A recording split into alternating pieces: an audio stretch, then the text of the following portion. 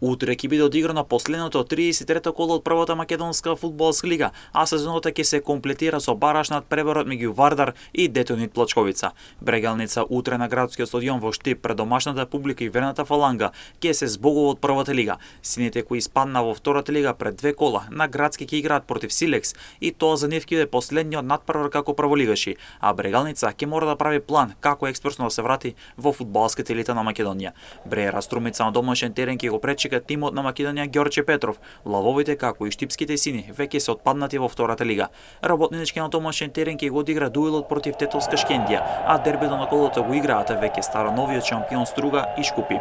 Вардар на домашен терен ќе игра против Тиквеш, но вардарци веќе со мислите се на баражот против Детонит Плочковици на тоа дека ќе требаат преку баштој надпревар да го барат опстанокот. Волска спорт на домашен терен против Гостивар ќе ја заврши сезоната и ќе се фокусира на финалето од Купот на Македонија против Тиквеш. Сите надпревари ќе се одиграат утре со почеток од 17 часот.